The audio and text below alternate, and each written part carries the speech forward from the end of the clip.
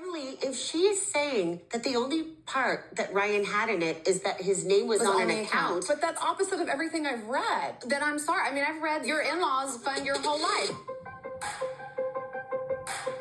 What's up, guys? Welcome back to my channel. So I'm here today to talk about part 1 of The Real Housewives of Orange County Season 18 reunion, or Season 18, Episode 18. And in this episode, Emily is really showing her ass. The same Emily who really had no storyline this season, she's now gunning for Katie and Jen, like dick swinging her Juris Doctorate, saying, oh, I'm an attorney, I know how this shit works. Both she and Heather are really speaking in absolutes, like, oh, I read this article that said Katie did this, so this is what she did. Oh, I read this article, so Ryan clearly did X, Y, and Z. And it's like, that's not how this works. And it is particularly shameful that both Heather and Emily are acting as though what the police say is gospel, like cops can never lie. Especially Emily, who, in addition to being an attorney, she's also a volunteer for the Innocence Project. You're working to help wrongfully convicted people, yet all of a sudden you're acting as though, oh, the cop said Katie did this, so this must be what happened. Like, this contradicts what you've been standing for with your volunteerism. Like, do you not understand that? And yes, you know, there are articles that allege this, statements that say that, but like, both Emily and Heather are acting as though that's like an absolute. Oh, I read this, so you clearly did this. I'm an attorney, so I know how this shit works. But in reality, Emily is showing she doesn't even know the fucking difference between jail and prison. She's like, oh, Katie, the guy who you allegedly wrongfully convicted went to prison. No, bitch, he went to jail. Like, these are very different things. If you're really an attorney, you should know that. It's like, she is just looking real fucking stupid. And the worst thing is that Emily is bringing up Katie not having physical or legal custody of her children at one point. Like, what the fuck? That is just so low and just like, what are you doing? Like, what is the point of this? And again, Emily had no fucking storyline other than, Heather made me feel fat. That's all she fucking had this season. So she's coming at the reunion, trying to do all this shit, trying to do the most, and it's really leaving a bad, nasty taste in a lot of viewers' mouths. Emily has really tanked in her popularity just from this reunion alone, like so far. Like, I don't know what she's doing. She's gonna overcompensate for not bringing anything to the table. And again, she's like dick swinging her JD, like, I'm an attorney, I know about this. Like, what does that have to do with anything? Like, you're just some bitch on the couch and you're just like digging up shit on all these other people, and it's just so nasty of her, to be honest. It's just so vindictive, especially the thing about Katie's children. That is like not on the table. She should have never brought that up. I really appreciate that Heather comforted Katie after Emily did that, and she was like, hey, just so you know, I have some questions about your character and your credibility, but I was not gonna bring that up. Like, regardless of how you feel about Katie, whether you think that she has a story for everything, whether she's a liar, all this shit, I think everyone can agree that that should have been off the table. Like, Emily coming in, grilling her about all this shit, it's just like, what are you doing, dude? So yeah, Emily is just really looking bad so far. But the reunion opens with Tamra saying that she's gonna begin going to therapy soon, and she really wants to get to the root of her anger, and she wants to really dive into why she was so angry with Shannon this season. And I believe this is the same therapist that told Tamra, oh, you might have autism. And Tamra announced this recently, and people on social media thought she was just trying to excuse her bad behavior. And it's like, what are you doing, girl? And like, no therapist is gonna like diagnose you with autism after one session. Like, that's not what they do. It's just like, so odd of her. Like, oh, I know I acted really terribly this season, but I'm going to therapy and I'm trying to work on myself. Like, bitch, that doesn't undo all the shit that you've done this season and in past seasons. Like, what are you doing here? And Shannon tells her that she treated her horribly this entire season. And after proclaiming that she isn't interested in being friends with Tamra, Shannon accuses her of over-exaggerating how close they were, and she says that their friendship has always been toxic.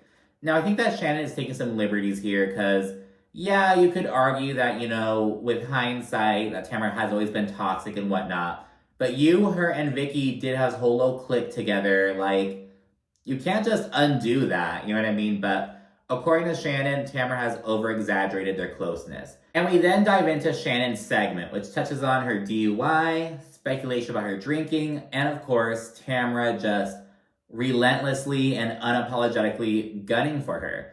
And Shannon says she feels like she doesn't have to keep explaining and defending herself, and she adds that she does not use alcohol to cope anymore.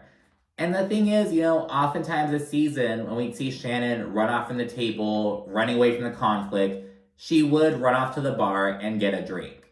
So, I'm not going to say she has an alcohol problem, but I do think that, she may use it to cope. And I get it. To be honest, I really do. You know what I mean? Like, oh my gosh, I can't take this. I need a drink to just lighten the mood.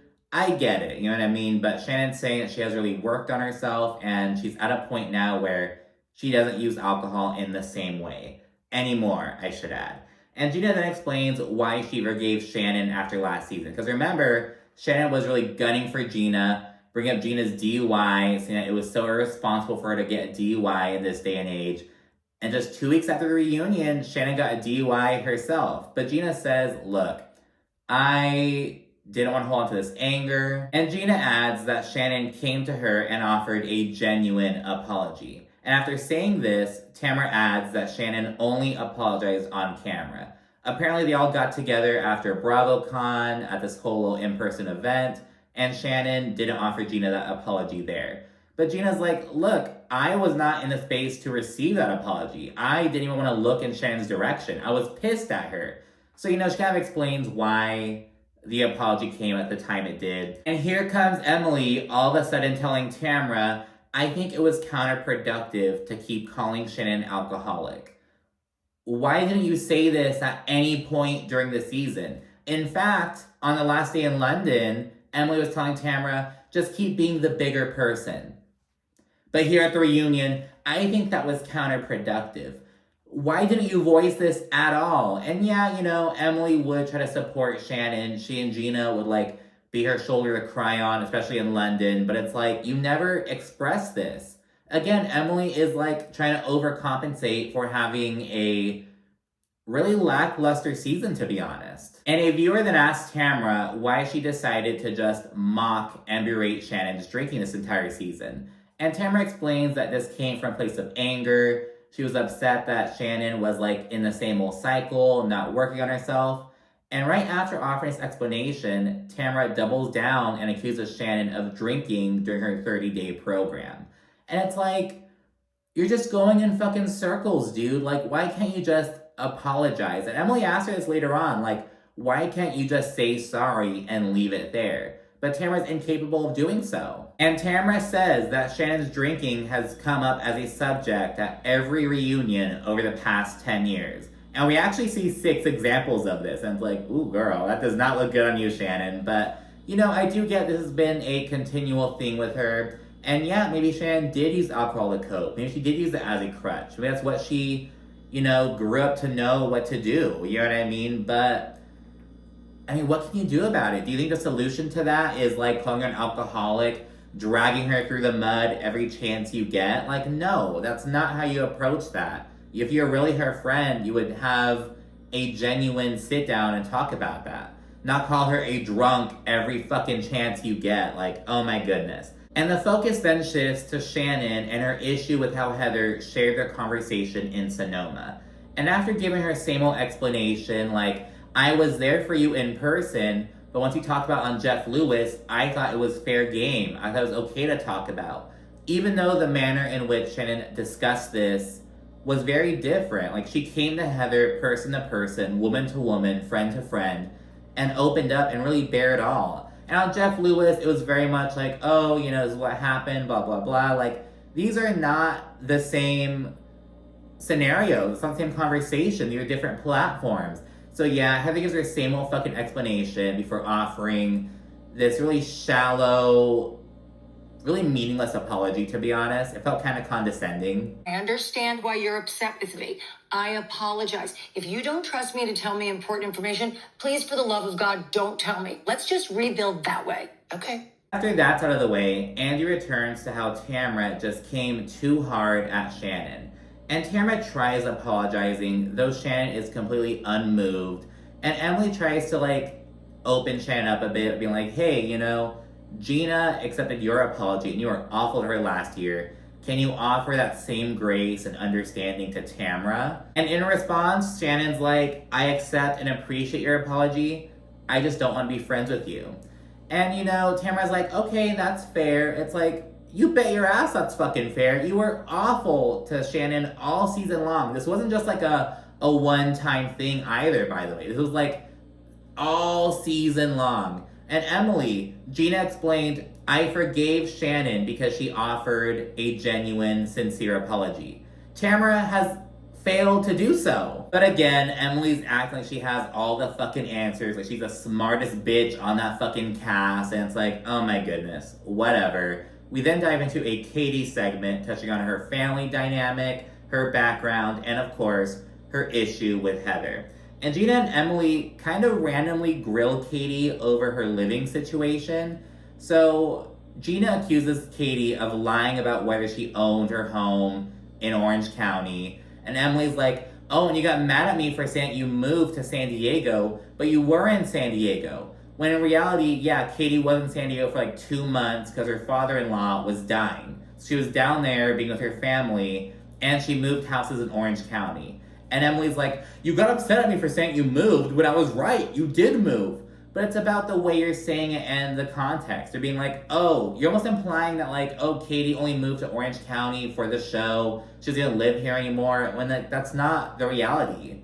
And it's it's just so out of the fucking blue. And it really just sets the tone for Katie's whole segment. She, and Jen for that matter, they really got grilled. And I don't think either of them really deserved it, to be honest. But you live in a different house, so it's not like I was wrong. I just heard that you said I moved to San Diego. I did not move to San Diego. But you said in an interview that you went back to San Diego for 2 months because my father-in-law was dying. Okay, so you went back to San Diego for a couple 2 months, and then you went back to Orange County, and you live in a different house than you used to live in when you were filming with, and then you get mad and make an Instagram. When I was actually right, you did move. You don't live in the same house, and you did go to San Diego for a while. You are totally right about that. Andy then mentions this $5 million lawsuit that Katie was named in, though she was recently dismissed from it. It's some drama between her business partner and their friend. Some shit like that. It was a really quick little moment, but again, it's kind of diving into some of the headlines about Katie. And once the paparazzi issue comes up, Katie's like, I didn't think it would turn into such an issue. But the thing is, Heather is so obsessed with her persona and how she comes off on camera. That's why she's on this show. Heather doesn't need this paycheck. She doesn't have this, like, yeah, Heather has, like, really expensive properties, but she isn't, like, particularly fabulous or, like, you know, funny or, like, she's just on the show for her own self-serving reasons. And yeah, I could argue that everyone's on the show for that, but she isn't here for the check. She's here for the publicity and the image. And Katie attacked her image in Heather's eyes. And Heather reiterates that she did not call the paparazzi. And Katie's like, according to my source, Heather did not call them, but someone very close to Heather did. So kind of making it sound like it was Heather's assistant or whatnot, which kind of makes sense. And if you look at the photos, Heather and Terry were very much aware of the paparazzi. Even if they didn't call them, they saw them there and were like, ooh, let's take advantage of it. You know what I mean? Like, it's very hard to argue against that. They were very much into what was going on, it seemed. It didn't seem like these candid-ass photos, like, come on now, Heather. And Heather says that Katie has zero credibility before adding that falsely accusing people is kind of her thing. And this prompts Katie to dive into the whole situation down in Marietta, Georgia. So the overall consensus is that there was a road rage incident that occurred. And the way Katie tells it is that she was driving in Marietta, Georgia with her 3 kids in the car, and this dude was just popping off on her for no fucking reason. And Katie pulled over to let him, like, get away, basically. And the dude pulled out in front of her, got out of the car, was, like, recording her and all this shit, just, like, being all fucking crazy. So Katie called the police, they came through, told him to calm down, and they wound up having to tase him and take him to jail. But Emily and Heather say that the police have a very different story. And they both say that they believe the police, essentially. And it's just like, Emily, you volunteer for the Innocence Project. You're gonna act like the police lie? What do you mean? And they then tell their version of events. That's not the story the police tell. Okay, go on. Right, they tell a one-sided story. Okay, go on, hold on, I want to hear, hold on. I had nothing to do with him going to jail. Well, that's not how the police tell the story. The police tell the story that you followed the guy home. I would never follow anyone home. So the police are lying. And I feel like the issue isn't that they're mentioning this contradictory account. It's the fact that both Heather and Emily are speaking in absolutes. This is what Katie did. This is what happened. This is what she did. And it's like, well, Katie has a different story. She was a person who was actually fucking there. And Heather and Emily aren't framing it as like, oh, well, according to the police, this is what happened. According to the guy, this is what happened. They're speaking in absolutes, being very accusatory. And it's like, okay, Heather, well, according to these articles, Terry's been fucking cheating on you. According to this is what happened. Like, anyone can pull up articles and say shit and speak in absolutes. And it's like, you guys wouldn't like it if that were happening with you. Emily didn't like it when Jen was like, oh, well, I'm reading that your in-laws fund your whole life. Like, they didn't appreciate it, yet they're here giving Katie that same treatment, acting like these headlines and all this shit is gospel. And after Heather delivers this whole monologue, this fucking soliloquy of what she believes happened, Shannon's like, ooh, there's a lot of investigation going on here. And Heather's like, there's no investigation, it's all on the internet. It's all on the internet. As if the paparazzi speculation wasn't on the internet before Katie came on the fucking show. Like, are you kidding me, Heather? Like, the double standard is just ridiculous.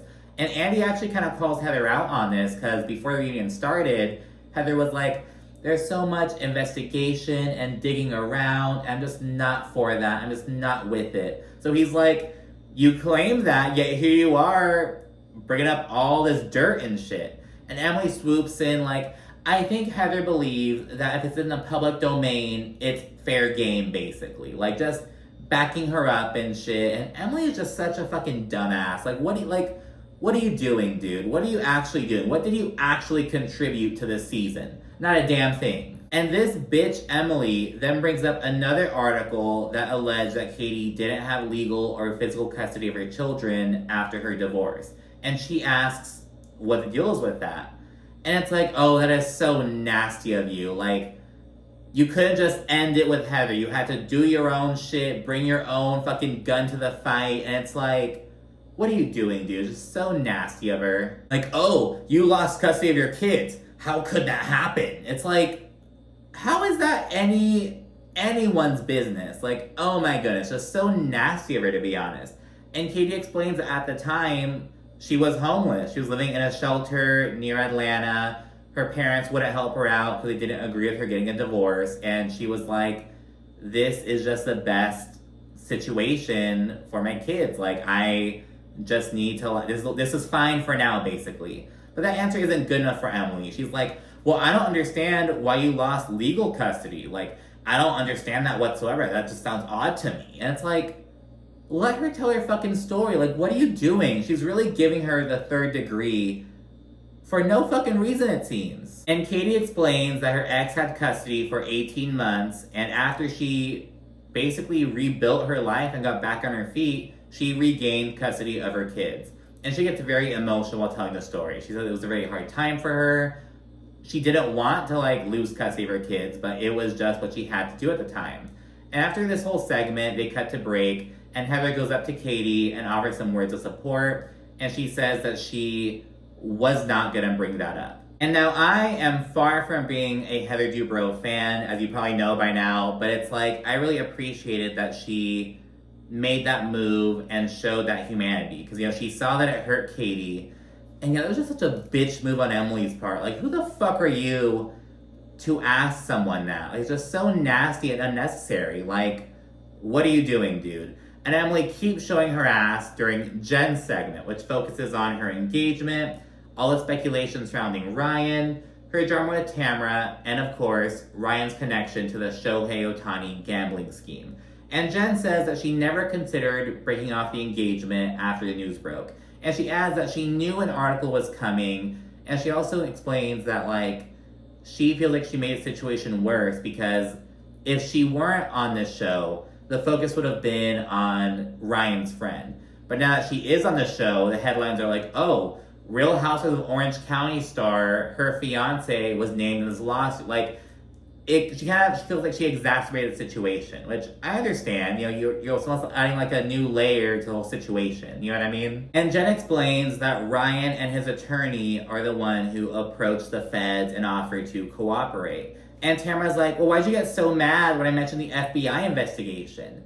And it's like, well, Tamra, you were saying it as though Ryan was the one being real. He was the one under investigation when he was actually helping the investigation. And Emily says that, okay, well, Ryan got immunity, so he's obviously offering up information on his friend. But Jen says that all he did was, like, give the feds access to the account in question. Like, he isn't helping them out. He's just, hey, here's the account, look what you need to look at, you know what I mean? So, and I kind of get why he's taking that approach, you know? I'm not sure about the specifics about it, but Emily is like, I'm an attorney. You don't get immunity unless you're helping out. And it's like, well, he is cooperating, but is he, like, giving all this fucking dirt and shit? I don't know, but he is cooperating. And again, Emily's like, I know how this shit works. I'm an attorney.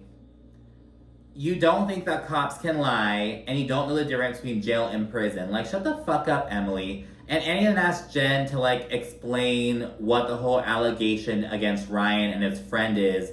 And when she begins, Emily's like, I can do that.